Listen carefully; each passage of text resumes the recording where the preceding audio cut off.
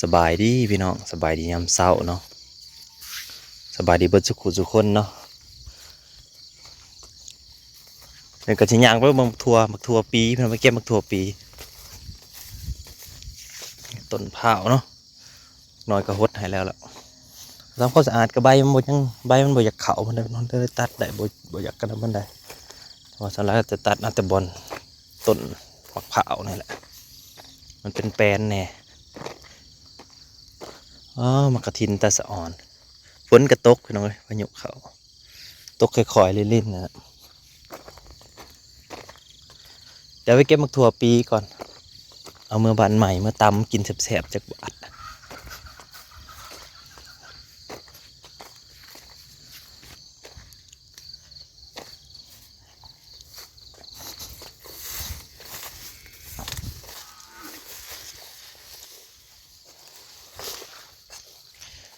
และเขาที่เหลือก็ยัง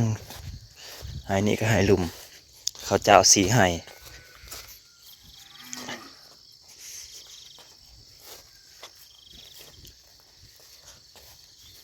กลางตัวปีเห็นไว้ห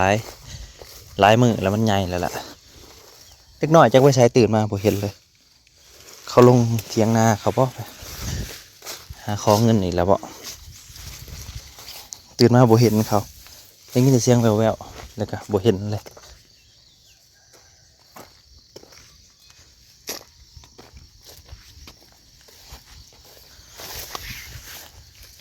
เก็บมักถั่วปีพี่น้องเอ้ย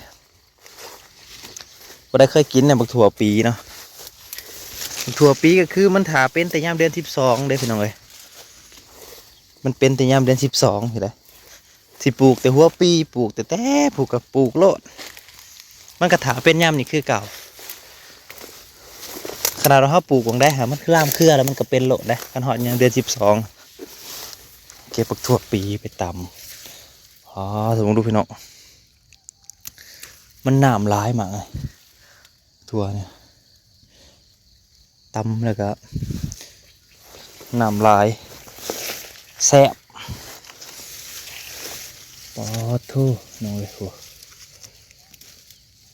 ถั่วปีกระสิตัวใดนะกระสิเอาไว้เห็ดแนวน้ำโอ้โหหน่วยใหญ่เลยตัวใหญ่ยังหน่อยอยู่เดี๋ยวได้บางก่อนหน่อยเลยใหญ่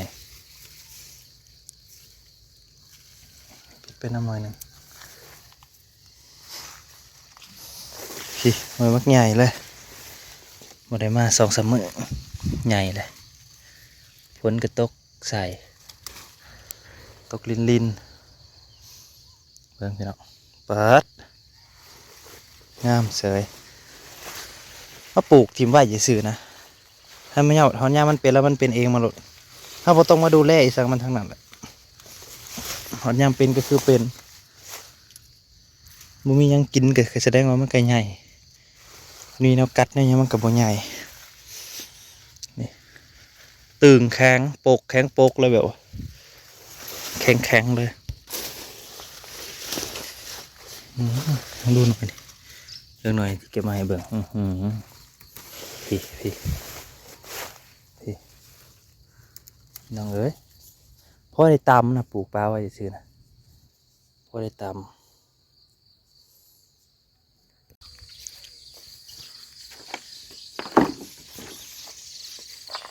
เก็บหมกบวบก็พี่น้องเอ้ย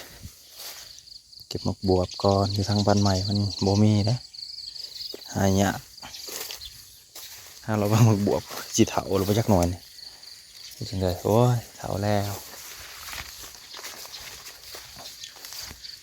มันก็สิเบิดแต่ดูมันแหละหมกบวบก็ได้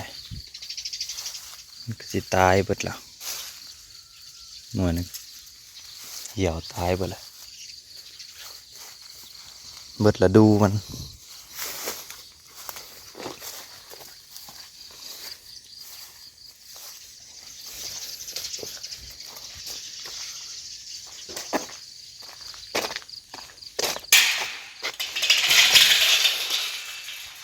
ใส่แกงหน่อไม้เด้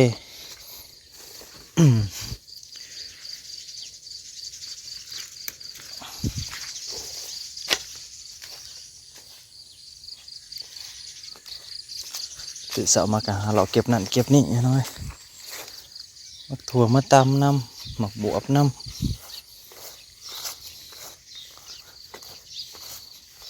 ผู้เทิงกระเถาบ่เลยมันเถาบ่เลยมันลายมือเหี่ยวนั่นก็มีเครือมันขาด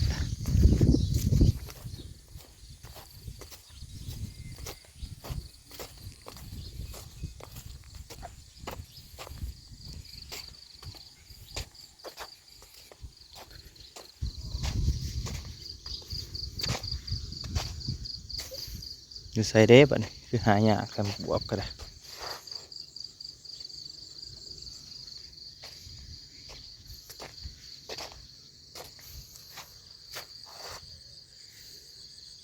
เบิดแล้วบ่เท่านี้แหละเครือมันงามบ่มีหมากเครืองามซื่อๆโอ้ตัวหน่วยน้อยยาวเลยมันเถาละพวกเอาไว้เฮ็ดแนวตัวยาวดีหน่อย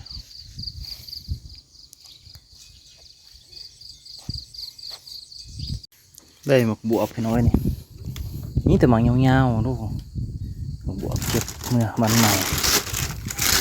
บวบนี่มันแก้วน้ำนี่มันแก้วน้ำมันแก้วน้ำเนี่ยมักถั่วนี่พี่น้องตำสุดยอดแล้วมักถั่วในความแซ่บมักถั่วปีอันนี้ถั่วปีน้ำเกี่ยวเขา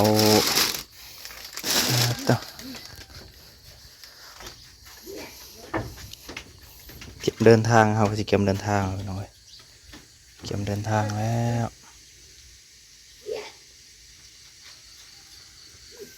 เดินทางกันพี่น้องเดินทางต่อพี่น้องเอ้ยเดินทางต่อตื่นเช้ามากก็ไปแล้วเก็บหมักบัวแล้วก็เดินทางต่อระยะทางก็ประมาณ5 กิโลน้องเอ้ยเพราะว่าเขาลัดเมื่อเท้าโค้งเมื่อก็เป็น10 ปลายคนละ5 กิโลแม่รถกับแล่นไปก็ได้20 กิโลเมตรกว่าเมื่อทางลัดกำลังจะถอดหน้าหัวค่ำน้องอากาศสีเย็นนะจังหน่อยแต่ว่าฝนตกข้างในเป็นนะครับฝนตกลิ้นให้น้อยปล่อยไป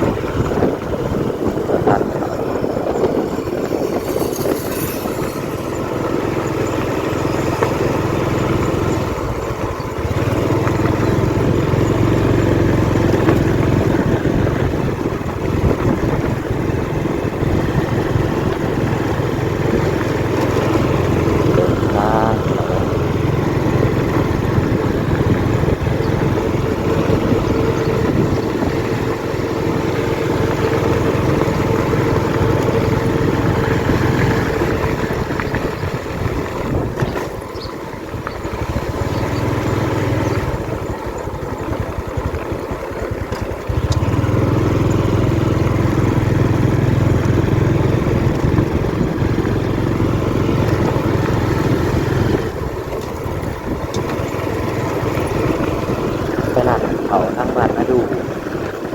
ในตลาดป่าเมื่อถ่ายบรรยากาศตอนหลัดป่าเบิ่งน้องผู้ใดบ่เคยหลัดก็คิดยากเลยยามแรกนะคิดยากแต่ว่ายามนี้มันยังมีคนออกมาอยู่แต่ว่าเขาหลัดจุดสิ้นนะครับเป็นเมื่อประจำเมื่อวันไป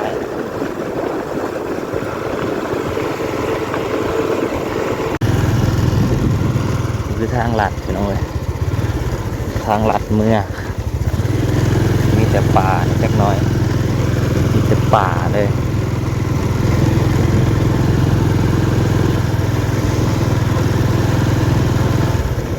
ลงหวยได้บ่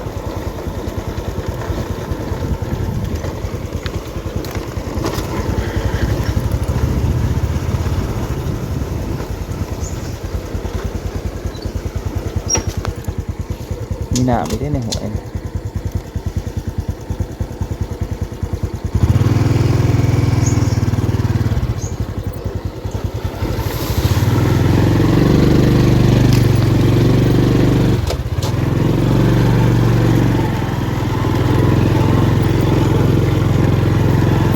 ทำหัวไปกับบุเฮงวันไหนก็หอดแล้วพี่น้องบ้านใหม่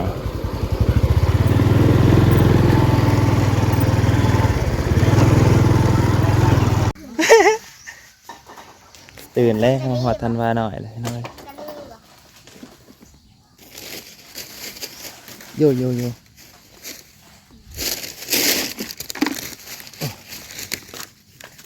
เอากบครั้งละ3 ตัวกบ3 ตัวทำหนีตื่นนอนบ้านเลยก็บ่หายเลยแม่ไปจะเช้าโพด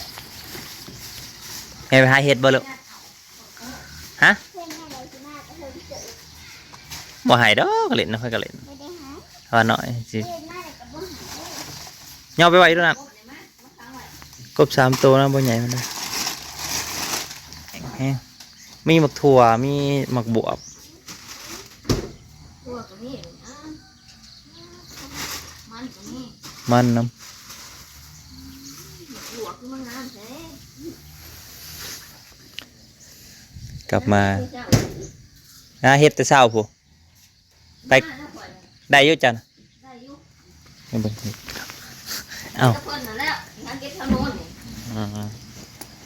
เพิ่นยังบ่มายังหาเลาะอยู่ทางโคก เออ ว่านเพิ่นก็ได้แต่มื้อนี้เพิ่นได้ มันก็เสียมันเขาก็เอาเบิดแล้วอันนี้ มันออกลังอันควรจะเก็บว่าน